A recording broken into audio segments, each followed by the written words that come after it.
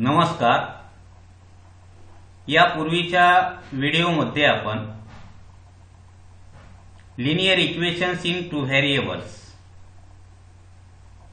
General form of linear equations and algebraic method for solving simultaneous equations अशा वेगवेगळ्या घटकावर चर्चा केलेली होती. आजच्या व्हिडिओमध्ये प्रामुख्याने आपण graph of a linear equation in two variables,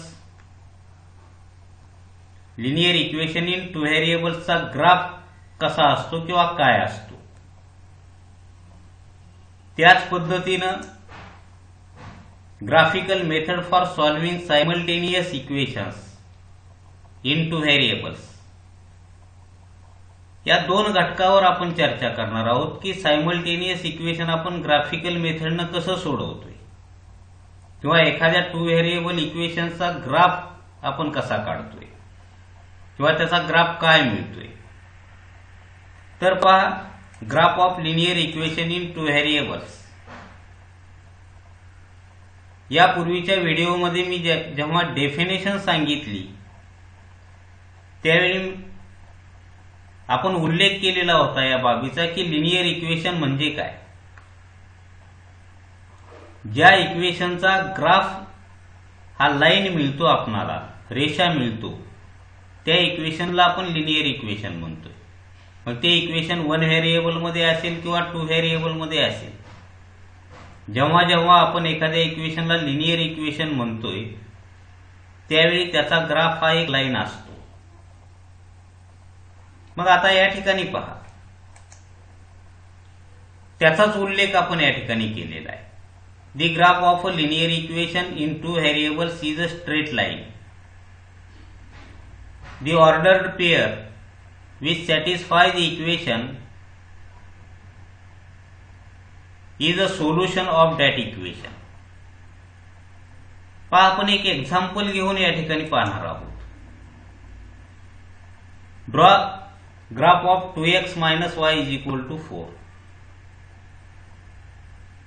आपण 9th मध्ये या बाबीवर चर्चा केलेली आहे की सोल्युशन्स ऑफ इक्वेशन्स.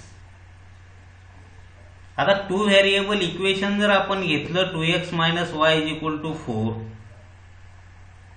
किंवा कोणतंही टू व्हेरिएबल लिनियर इक्वेशन घेतलं तर त्याला सोल्युशन्स किती असतात? इनफायनाइट नंबर ऑफ सोल्युशन्स त्या इक्वेशन साठी आपल्याला मिळतात. या समीकरणाच्या अनंत उकली आहेत किंवा या इक्वेशनला इनफायनाइट नंबर ऑफ सोल्युशन्स आहेत. मग हे इनफायनाइट नंबर ऑफ सोल्युशन्स म्हणजे काय? आपण जर ग्राफच्या दृष्टीने याचा विचार केला तर या इक्वेशनचा ग्राफ हा एक लाईन मिळणार आहे आणि त्या लाईनवर इनफायनाइट नंबर ऑफ पॉइंट्स असणार आहेत. Infinite number of points lies on any line. कोणत्याही लाईनवर इनफायनाइट नंबर ऑफ पॉइंट्स असतात. याचे जे काही इनफायनाइट नंबर ऑफ सोल्युशन्स आहेत या इक्वेशनचे, हे सोल्युशन म्हणजेच काय असतं तर त्या लाईनवर जे काही पॉइंट्स असतात त्या पॉइंटचे कोऑर्डिनेट्स असतात, हे लक्षात ठेवा. मग आपणाला या इक्वेशनचा ग्राफ काढावायचा झाला तर काय करावं लागेल की या इक्वेशनचे 4 आपणाला सोल्युशन्स काढावे लागतील. जे सोल्युशन्स आपण ग्राफसाठी ऑर्डर्ड पेयर म्हणून वापरणार आहोत. निर्देशकाच्या क्रमित जोड्या, ordered pair of coordinates of points which lies on the line of given equation. दिलेल्या इक्वेशनच्या लाईनवर जे काही पॉइंट्स आहेत त्या पॉइंटच्या कोऑर्डिनेटच्या पेयर्स आहेत त्या. मग ठीक आहे, आपण या इक्वेशन साठी जर 4 सोल्युशन शोधण्याचा प्रयत्न केला तर या इक्वेशन मध्ये हे माहित आहे आपल्याला की आपण दिलेल्या इक्वेशन साठी सोल्युशन्स कसे फाइंड करतोय, कसे शोधतोय एक्सच्या कुठल्याही व्हॅल्यू ठेवा आणि त्या व्हॅल्यूसाठी संबंधित वायची व्हॅल्यू कॅल्क्युलेट करा किंवा ती मिळवा. पण आपण या इक्वेशन मध्ये एक्सची व्हॅल्यू 0 ठेवली, सबस्टिट्यूट केली तर वायची व्हॅल्यू -4 मिळणार आहे. म्हणजे जेव्हा एक्सची व्हॅल्यू 0 असते तेव्हा त्या इक्वेशन साठी वायची व्हॅल्यू काय मिळते आपल्याला -4. Means 0 -4 is a solution of equation. आणि ज्यावेळी ग्राफच्या दृष्टीने विचार केला तर 0,4 हा जो काही पॉइंट आहे किंवा बिंदू आहे हा बिंदू या इक्वेशनच्या लाईनवर असला पाहिजे. त्याच पद्धतीने एक्सची व्हॅल्यू 2 सबस्टिट्यूट करा, 3 सबस्टिट्यूट करा, -1 आणि वायच्या व्हॅल्यू कॅल्क्युलेट करा. आता या ठिकाणी एक्सच्या कोणत्या व्हॅल्यू ठेवाव्या हे काही बंधनकारक नाही किंवा आपणाला काही बंधन नाही. फक्त आपण +3 to -3 याच्या दरम्यानच्या किमती ठेवायच्यात. याचं कारण एक आहे की या ठिकाणी कोऑर्डिनेट्स मोठे मिळू नयेत. म्हणून शक्यतो आपण किमती एक्सच्या ज्या काही व्हॅल्यूज आहेत ह्या शक्यतो 3 ते -3 3 to -3 च्या बिटवीन ज्या किमती आहेत शक्यतो इंटिजर ठेवा आणि वायच्या व्हॅल्यू कॅल्क्युलेट करा. ठीक आहे. या इक्वेशन साठी आपण 4 सोल्युशन्स मिळवलेली आहेत. म्हणजे त्या इक्वेशनच्या लाईन वरील 4 पॉइंटचे कोऑर्डिनेट मिळवलेले आहेत. मग आपण आता ग्राफ पेपरवर समजा आपण एक कोऑर्डिनेट सिस्टीम आपण तयार करून घेतली XY ऍक्सिस घेऊन आणि या निर्देशक पद्धतीवर या कोऑर्डिनेट सिस्टीमवर जर हे 4 पॉइंट प्लॉट केले तर हे 4ही पॉइंट हे या एकाच इक्वेशनचे सोल्युशन्स आहेत. याचाच अर्थ हे 4ही पॉइंट कोलिनियर असणार आहेत, एकरेषीय असणार आहेत. या 4 बिंदूतून जाणारी आपणाला एकच लाईन ड्रॉ करता येणार आहे. मग पाहूत आपण पॉइंट प्लॉट करून पाहू. हा 0 -4 2 0 या ठिकाणी येईल. 3,2 फर्स्ट क्वाड्रंट मध्ये या ठिकाणी येईल. 3,2 सॉरी या ठिकाणी येईल. अँड -1 -6 थर्ड क्वाड्रंट मध्ये जाईल. या ठिकाणी -6 y ऍक्सिस वर दाखवण्यात आलेला नाही तरी आपण तो पॉइंट या ठिकाणी येईल. या ठिकाणी घेऊ आणि त्या 4 पॉइंट मधून जाणारी जर आपण लाईन ड्रॉ केली तर एक लाईन मिळेल. कधी कधी एखादा पॉइंट हा लाईनच्या बाहेर जातो काही विद्यार्थ्यांचा. मग तशा वेळी आपण समजायचे की त्या पॉइंटसाठी जे काय आपण कोऑर्डिनेट मिळवलेली आहेत किंवा जी काय ऑर्डर पेअर मिळवलेली आहे ती कदाचित चुकीची असू शकते. असं कधीही होणार नाही.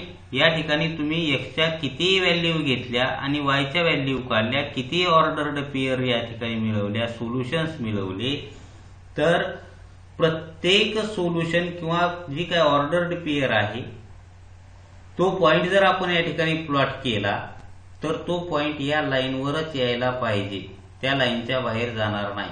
बाहेर जर गेला तर एक लक्षात ठेवायचे ती आपली चूक आहे. मग ठीक आहे, आपण अशाच पद्धतीचं आणखीन एक इक्वेशन पाहू. आता या ठिकाणी ही जी काही लाईन मिळाली ही लाईन कोणत्या इक्वेशनची लाईन असेल? 2x - 4 हे इक्वेशन त्या लाईनच्या साईडला या ठिकाणी लिहा. म्हणजे लक्षात येईल की या इक्वेशन या लाईनचं इक्वेशन काय आहे किंवा कोणत्या इक्वेशनची ती लाईन आहे. आता सेकंड एक्झाम्पल मध्ये पहा. समजा आपण या ठिकाणी draw a graph of 2x - y + 1 = 0 या इक्वेशनचा आपल्याला ग्राफ काढायचा आहे. तर यापूर्वी सारखीच या ठिकाणी आपण ऍक्टिव्हिटी करणार आहोत. याला आपण y = 2x + 1 या फॉर्म मध्ये लिहिलं आणि या ठिकाणी पहा एक्सच्या कोणत्याही 4 किमती घ्या आणि वायच्या किमती कॅल्क्युलेट करा. आता समजा आपण या इक्वेशन मध्ये एक्सची व्हॅल्यू 0 सबस्टिट्यूट केली तर वायची व्हॅल्यू 1 मिळेल. म्हणजे पहिली ऑर्डर्ड पेअर 0,1 मिळेल.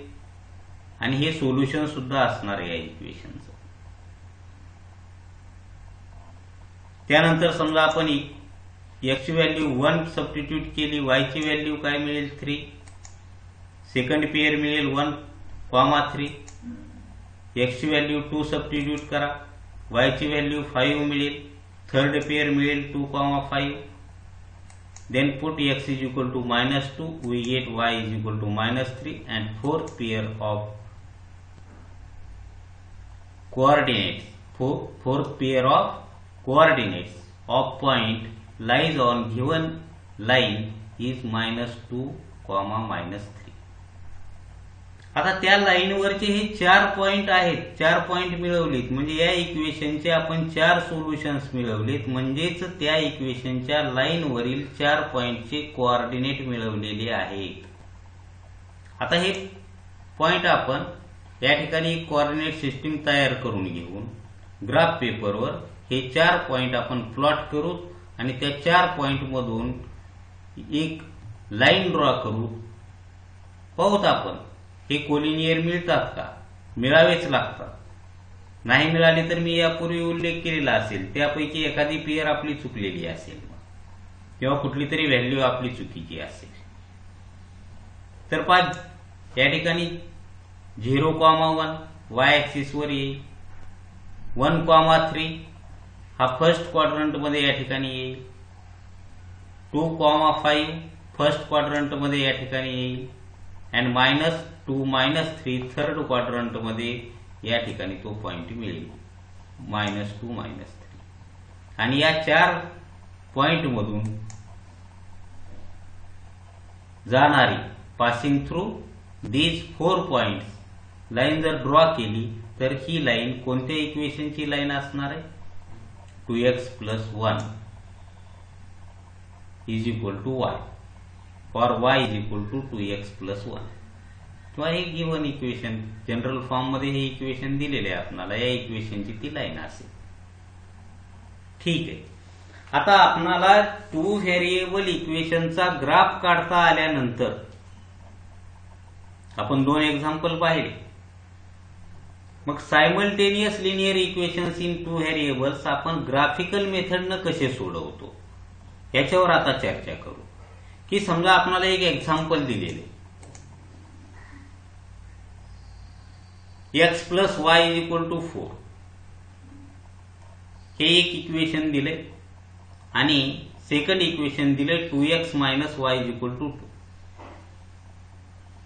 आता समजा आपण काय करू की एका इक्वेशनच्या लाईन ड्रॉ करू. x + y = 4 या इक्वेशनची लाईन ड्रॉ करू. त्याच पद्धतीनं 2x - y = 2 या इक्वेशनची लाईन ड्रॉ करू आणि नंतर ऑब्झर्व करू काय घडते. आणि नंतर आपण या ठिकाणी सायमल्टेनियस लिनियर इक्वेशन्स कशाला म्हणतोय आपण हे यापूर्वीच्या व्हिडिओमध्ये पाहिलेले. आणि त्याचा आधार घेऊन आपण या ठिकाणी त्या सायमल्टेनियस लिनियर इक्वेशनचं सोल्युशन कसं मिळवता येईल याच्यावर आपण चर्चा करू. ठीक आहे. आता या ठिकाणी पहा,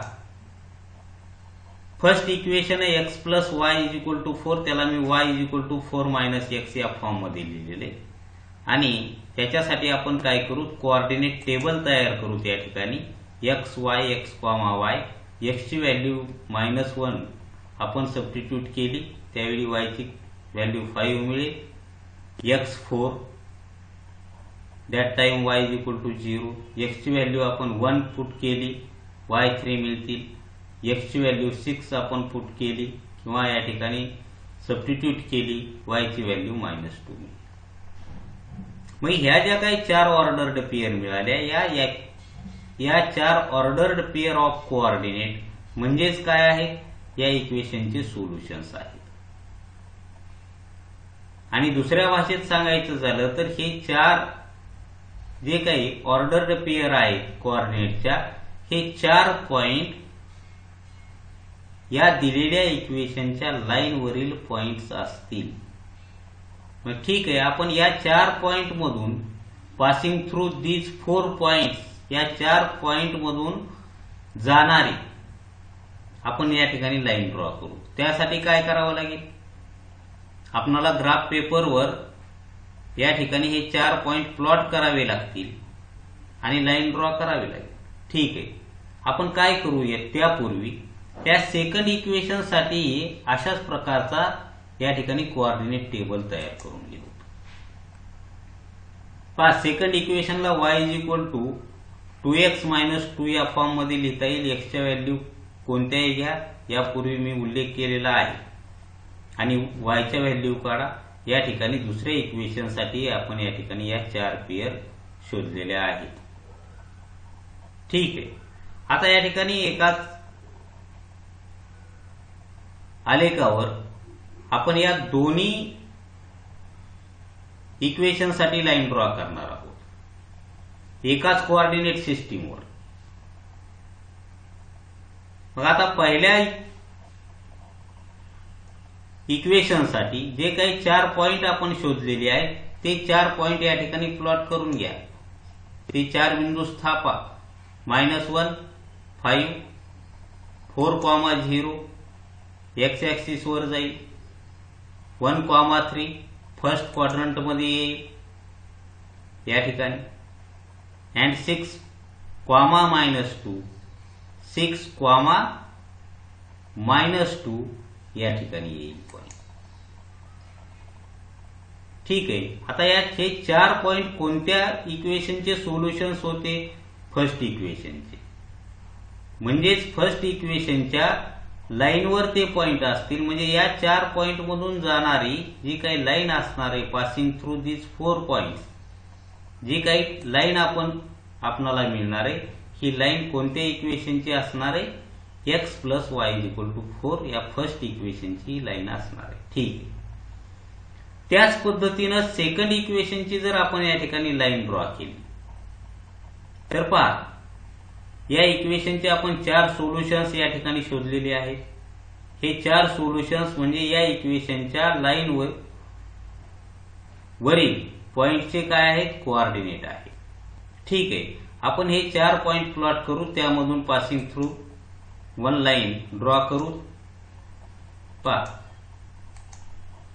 हे 4 पॉइंट आपण या ठिकाणी प्लॉट केलेले. त्या 4 पॉइंट मधून जाणारी लाईन ड्रॉ करा. आता ही सेकंड लाईन जी आपल्याला मिळालेली आहे ती कोणत्या इक्वेशनची लाईन असणार आहे? या सेकंड इक्वेशनची. मग जेव्हा आपल्याला सायमल्टेनियस इक्वेशन म्हणतो आपण, त्यावेळी ते सायमल्टेनियस इक्वेशनचं सोल्युशन म्हणजे काय? एक सामायिक समीकरण असं म्हणतोय मराठीतून आपण.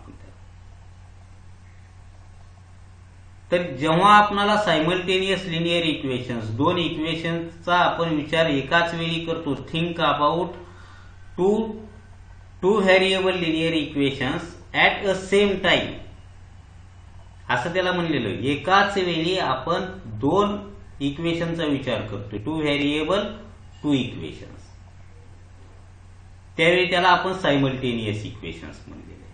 मग आता सायमल्टेनियस इक्वेशन्सचं सोल्युशन म्हणजे काय? तर या ठिकाणी पहा की आपण जर या 2 लाईनचं ऑब्झर्वेशन केलं तर या 2 लाईन मध्ये एक पॉइंट कसा आहे? कॉमन आहे. आणि या कॉमन पॉइंटचे जर कोऑर्डिनेट आपण पाहिले तर ते काय मिळणार आहे? 2, 2 मिळणार आहे. मग आता 2, 2 ही जी काही ऑर्डर्ड पेयर आहे किंवा हे जे काही सोल्युशन आहे हे सोल्युशन कोणत्या इक्वेशनचं असणार आहे?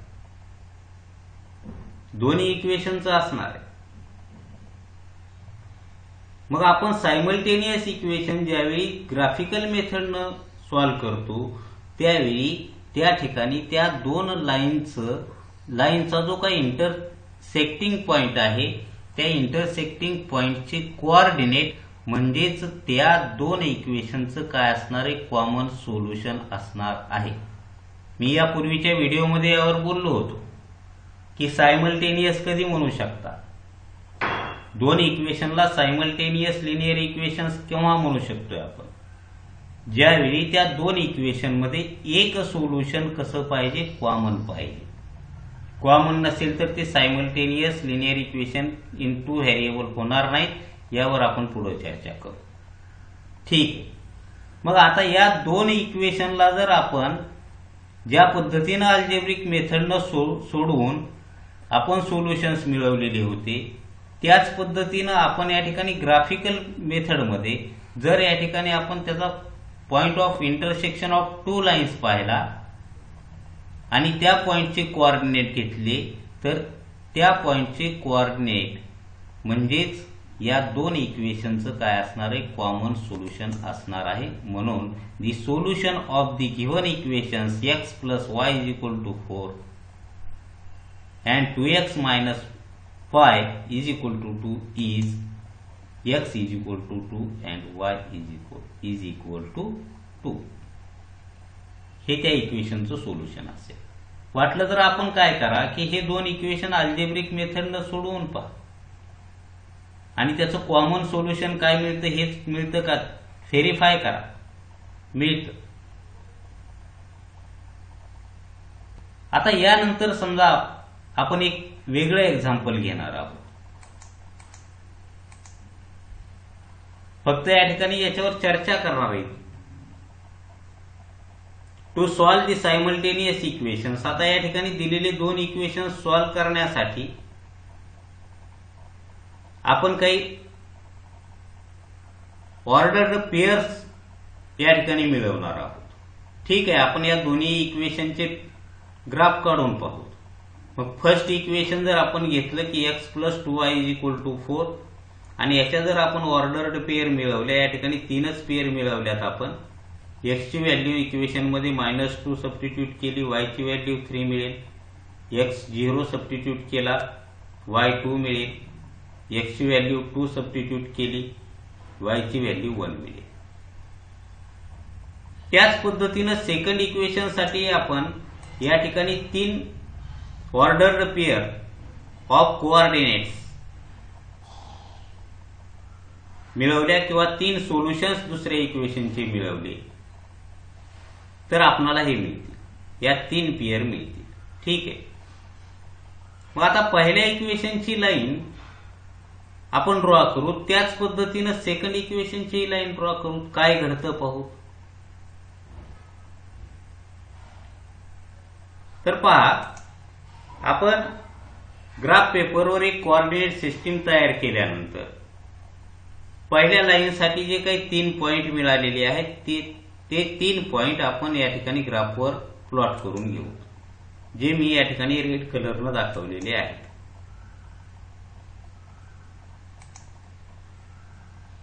पहा, -2,3, 0,2, 2,1. आता या 3 पॉइंट मधून पास होणारी जर आपण लाईन ड्रॉ केली तर ती लाईन कोणत्या इक्वेशनची लाईन असेल? या फर्स्ट इक्वेशनची लाईन असेल. ठीक आहे, आताच आपण लाईन ड्रॉ करणार नाही. ठीक आहे, आपण आता सेकंड इक्वेशन साठी जे काही आपण सोल्युशन्स मिळवलेले आहेत किंवा सेकंड इक्वेशनच्या लाईन साठी ज्या काही ऑर्डर्ड पेयर मिळवलेले आहेत त्या पद्धतीनं पॉइंट या ठिकाणी प्लॉट करून घेऊ.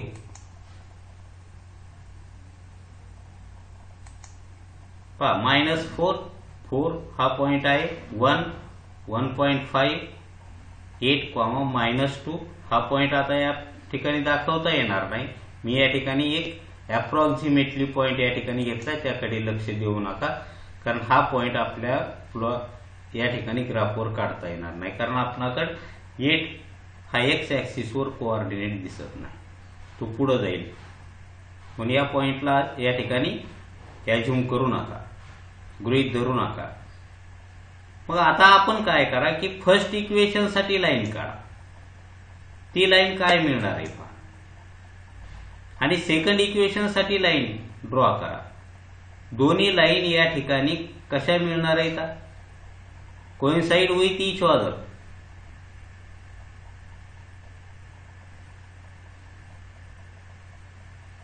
मग आता या ठिकाणी या दोन इक्वेशनचं कॉमन सोल्युशन मिळालं का?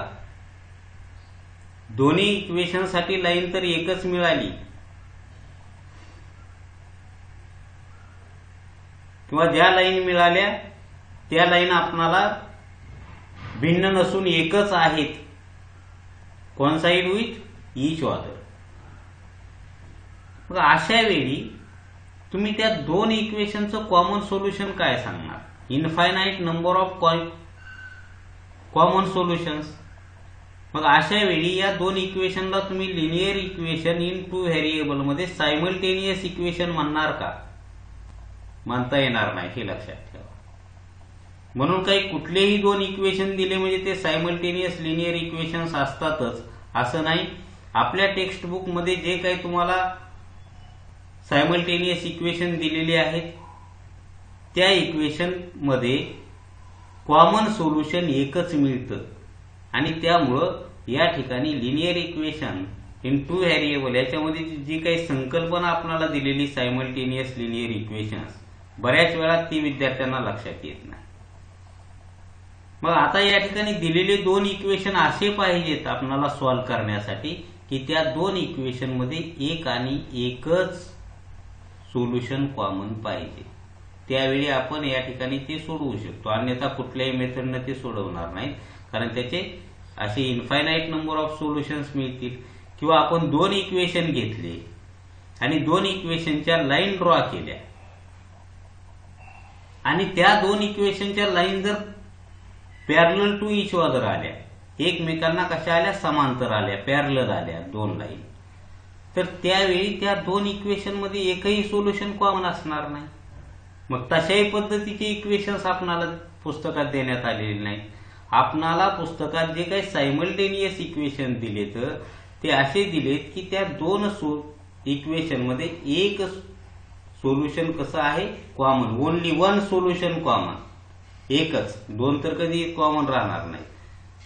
मग दोन कॉमन राहिले म्हणजे infinite number of solutions are common in given two equations. मग या ठिकाणी आपण चर्चा याच्यासाठी केली की कुठलेही दोन इक्वेशन दिले तर ते सायमल्टेनियस इक्वेशन्स असू शकतील काय? असू शकणार नाही. त्याच्यामध्ये तीन कंडिशन्स येतात की दोन इक्वेशन मध्ये एक सोल्युशन ज्यावेळी कॉमन असेल त्यावेळी त्याला आपण सायमल्टेनियस म्हणू. दोन इक्वेशन मध्ये या ठिकाणी सोल्युशन्स किती कॉमन मिळाले? Infinite number of solutions. समजा याऐवजी मी दोन इक्वेशन्स असे घेतले की दोन्ही इक्वेशनच्या ज्या काही लाईन्स आहेत त्या पॅरलल मिळतील आणि पॅरलल ज्यावेळी मिळतील त्यावेळी त्या दोन इक्वेशनला सॉल्व्ह करून तुम्ही एखादं कॉमन सोल्युशन मिळवू शकणार आहेत का? बिलकुल मिळवू शकणार नाहीत.